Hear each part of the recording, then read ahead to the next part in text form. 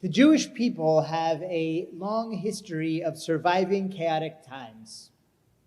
Despite odds often stacked against us, we have withstood the destruction of empires, isolation, assimilation, and of course, attempted genocide numerous times. How did our people do that? How did we recreate and rebuild again and again? And how can we use those lessons to help understand how we can manage through our own chaotic times? Well, I'd like to start the answer with the birth of our people as a nation, the revelation at Sinai. Now, if you read Exodus 19, you would be led to believe that this was a very orderly meeting between God and the Jewish people.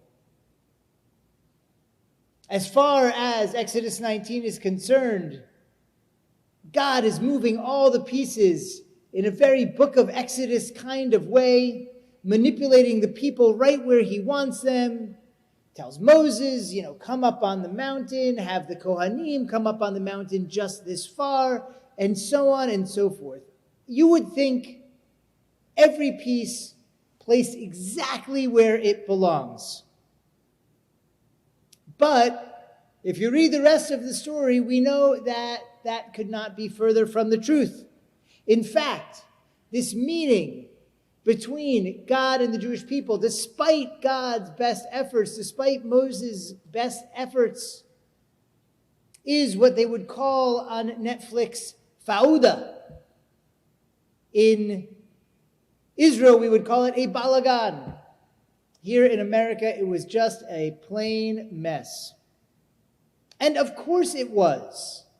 I don't care how well you plan. When you try and get these two characters together, forget it. On the one hand, you have the Jewish people bedraggled after hundreds of years of slavery and attempted genocide. Since fleeing Egypt, just 6 weeks prior, they were standing at the sea, trapped between their Egyptian pursuers and the sea itself. The sea parted, they went through miraculously. What's waiting for them on the other side? The Amaleks, a militarily superior people. They fight them, they win. There's no more food for them. They have to learn to live off manna. I don't know about you, but just changing my diet to matzah on Passover is pretty rough on the digestive tract. I don't know what it's like to try and live on manna, but you can only imagine what it was like. They need to organize their society, which they do loosely by a system of judges.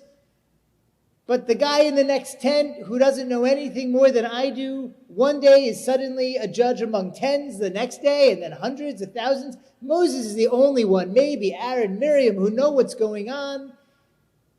But we're supposed to follow these judges and do what they tell us.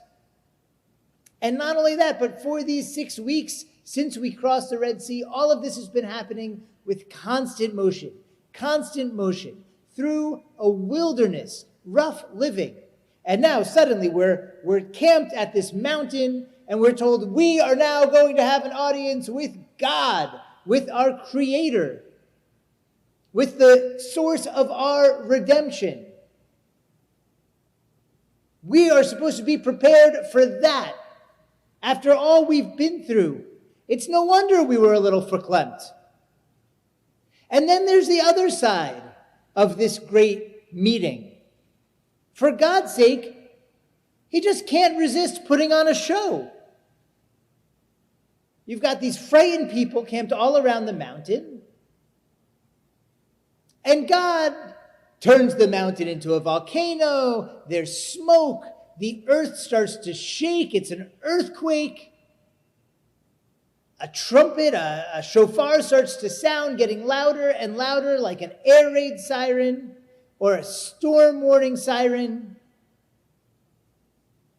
these fragile, frightened people see a cloud of God's presence descending on the mountain in fire and smoke. And they turn to Moses and they say, "No, thank you.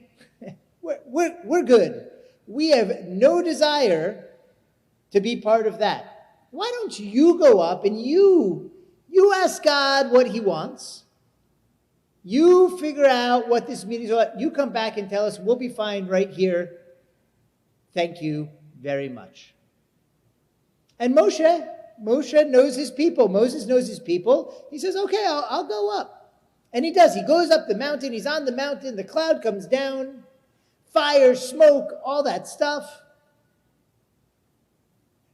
How does Moshe encounter the chaotic presence of God? The tempest of God on the mountain? Well, in Midrash Tanchuma, we're told that Moshe ascended into the cloud of God's presence. Somehow Moshe enters into it and kind of floats among it. The Midrash asks, how did he ascend? Did he ascend like a lion, ferociously roaring into the face of the winds and the chaos? A lion of Judah holding fast his place? No, that's not what the Midrash says. Does it say he was like an elephant, stolid and too heavy to be moved, no matter which way or how hard the winds blew? No, not like an elephant either. Perhaps you would think Moshe was like an eagle, deftly navigating the wind currents of the storm with his mighty wingspan. Nope. The Midrash does not say that either. No. The Midrash tells us that Moshe entered the torrents like a butterfly. Yeah, a butterfly. Like a butterfly? What good could a butterfly possibly be amid all of that? When we can answer that question, we can answer how to manage and even prosper in our own moment of chaos. Now, one theory would have it that the butterfly is in fact the master of chaos. In chaos theory, the butterfly effect refers to the idea that a small change in one location can have an enormous and unpredictable effect in another location. The purveyors of this idea, the people who believe in this concept, they blame the butterfly for the chaos. As the theory goes, in China, a butterfly flaps his wings and there's a tornado in Texas. Well, you know what? The last year and a half does kind of feel like that. Right? That something that didn't seem significant at the time happened half a world away, and now we are paying completely unpredictable and unexpected price for that moment. But can we really blame a butterfly for that? Is it really right to blame the flap of those delicate wings for everything going wrong in our world today? Perhaps it's easier to blame the defenseless, beautiful butterfly than to admit our own failures, or even worse, recognize our own powerlessness and lack of knowledge. No, we won't find answers in modern chaos theory, but we will find answers in ancient chaos wisdom. The butterfly is in fact a most miraculous creature. Everyone learns about butterflies when they're young, and why not? They are arguably the most beautiful of all the millions and millions of species in the insect world. And of course, we learn about them because of their astonishing life cycle metamorphosis from the lowly caterpillar to the glorious, beautiful butterfly. But the truth is that metamorphosis is only the second most miraculous thing about butterflies, and you've probably never even heard of the first. Let's remedy that right now. The most amazing thing about butterflies is actually in their migration. Monarch butterflies, those pretty orange and black and white ones that you probably saw a week or 2 or 3 ago, right around our own neighborhoods, they spend their winter on a grove of trees in central Mexico. Millions and millions of them cling to the sides of these giant trees, so thick they almost look like a strange fur or a coating of moss. And then one spring day, when the weather is warm enough, a silent signal goes among these millions and millions of butterflies, and all at once they take off throughout the grove, clouds and clouds of orange and black and white, all erupting into the forest all at once. It is a magnificent sight. If you've not seen it, Google it. Watch the YouTube videos of these millions of butterflies taking flight. It is glorious. So these butterflies, they all leave the forest, and in about 1 week, they get to around Texas. And there they grow tired. And they'll find a milkweed plant, and they'll lay an egg on the underside of a leaf. And then they die. About a week, that egg hatches, and out comes a caterpillar who eats and eats and eats and eats, as made famous by Eric Carle, who we sadly lost this past year. And then one day that caterpillar will make a chrysalis and emerges a little over a week later as a butterfly, a second generation. This second generation butterfly continues the migration north. Now, unlike its parent, who lived 9 months so that it could spend the winter on those trees, this generation lives only a week, maybe 10 days. And in that week, they'll fly north, somewhere like Minnesota or Virginia, or maybe your garden, if you're smart enough to plant milkweed, and I really think you should. And then she too will lay an egg on a leaf and go to her rest. And the cycle continues with a third generation: egg, caterpillar, butterfly, flight north to somewhere in Canada, another egg laid, and death. When that last egg hatches and the fourth generation emerges, the butterfly is thousands of miles from her ancestral home. This great-grandchild of that first butterfly who left her home in Mexico is not like her mother or her grandmother. She is a super butterfly. A super butterfly. No, that's really what they call it. And don't believe me, listen to what the super butterfly does. She will launch herself into the Canadian atmosphere and fly the extraordinary distance all the way back to Mexico, all by herself. And she will find a tree to land on and live 9 months to spend the winter there and start the annual cycle all over again. The whole migration of thousands of miles takes just 1 summer, but 4 generations. But here's what's really going to cook your noodle.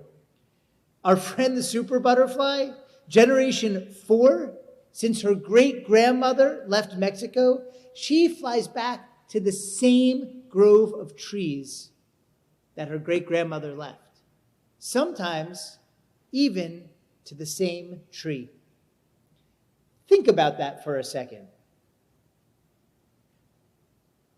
I can't find my way home from shul today without my GPS, and I live like 2 blocks away. But a monarch butterfly that fragile, beautiful little creature with nary a brain in her little head. Those monarch butterflies are part of a multi-generational migration of thousands of miles, and they somehow pass fundamental intergenerational knowledge down.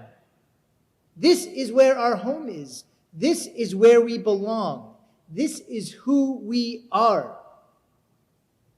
We belong to this place.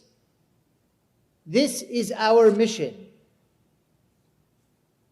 Now, if you're not amazed by now, it is not possible for you to be amazed. But just in case, let me point out one important fact that should push you over the edge.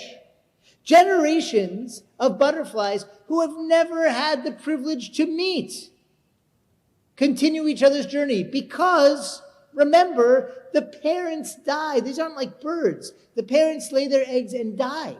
They never meet their children. They're gone before the eggs hatch. And yet somehow they still manage to continue each other's journeys and return to the place that they started. How crazy is that? When I learned about this, this is one of those wonders of nature that made me say, you want to find God in the world, you're having trouble seeing where God is in nature, follow the butterflies.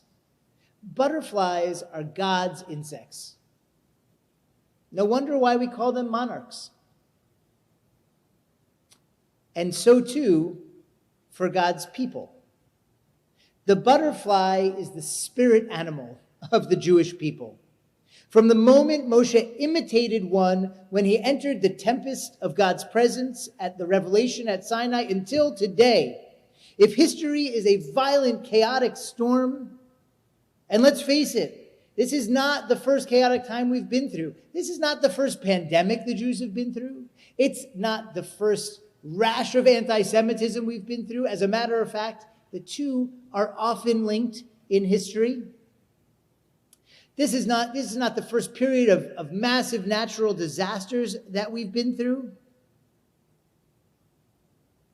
But if that is who we are,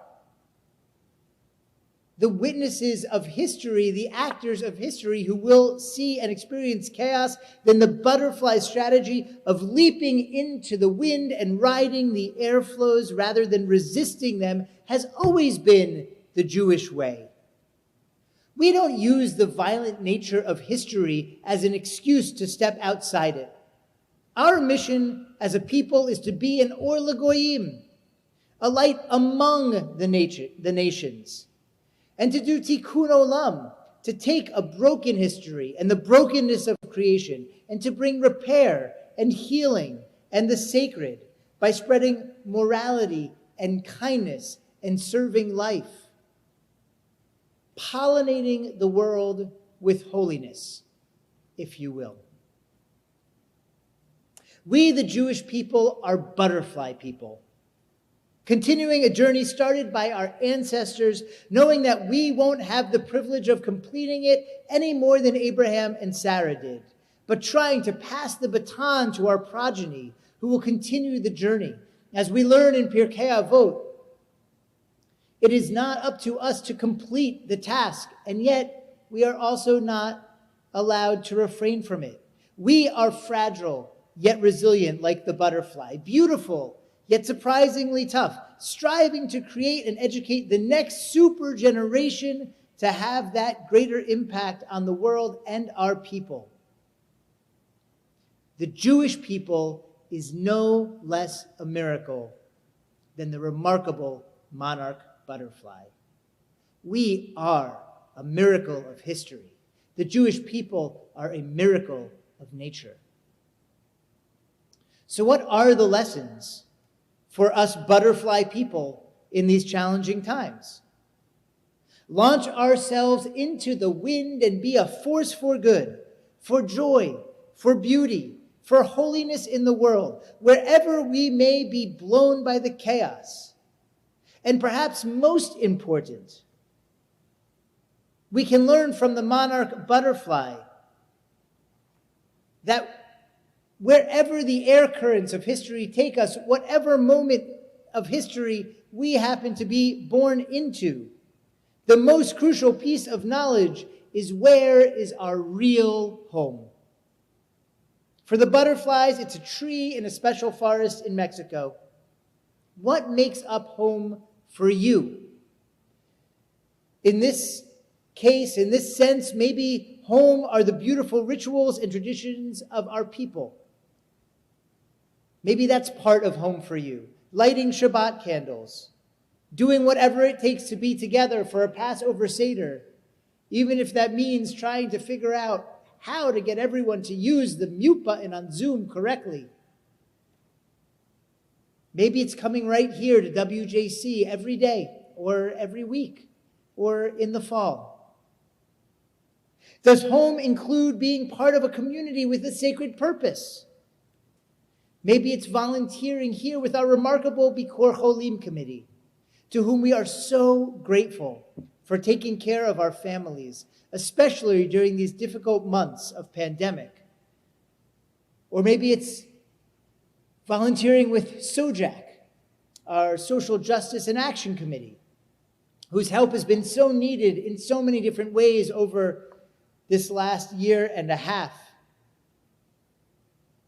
Maybe it's volunteering with organizations outside of the Jewish community, like the Boys and Girls Club, or outside of our WJC community, but also Jewish, like the Westchester Jewish Coalition for Immigration. Wherever it is, whatever organization, living our values, getting involved in the world around you, in whatever way meets those ideals and values, and living in that kind of sacred community, that might be home.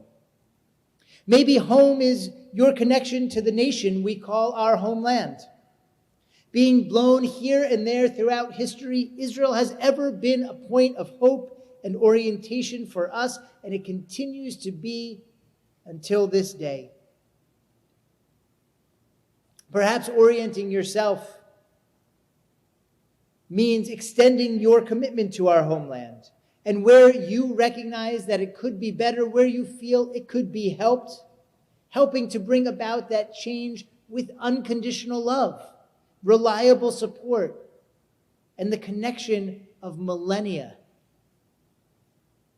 All of these, tradition and ritual, connection to sacred community, and orientation towards Israel, are ways that the Jewish people have maintained our course amid the chaos for 3,000 years of riding the chaotic currents of history. If the current chaos has disconnected you from those things, perhaps finding stability is in reconnecting with any one of those homes that once brought you comfort. Chances are it will do so again. And today I want to emphasize one more in particular: this place. WJC remains a stable force for goodness and holiness amid the winds of chaos. If it's been a while since you've been here physically, it can be harder to feel that connection now, I know. I know some of you have felt the WJC presence through our online offerings, and we're thrilled that we've been able to be a source of comfort and connection for those of you who were able to connect through Zoom Minion or virtual programming. But we also recognize that other members of WJC have felt separated, and that separation has been overwhelming. For some of you, this holiday was the first time coming back into the sanctuary in almost 2 years. Others of you have still not quite been able to make your way back for one reason or another. And maybe you felt lost, like a butterfly caught in a storm, being thrown this way and that and no way to find home. And then the storm stops, and it just takes you a little while to find your orientation. We have been through a storm. Maybe you feel like we're still in that storm. Well, one of the magical things about home is that no matter how long you've been away, no matter what you've been through in the interim, when you get home, it is still home.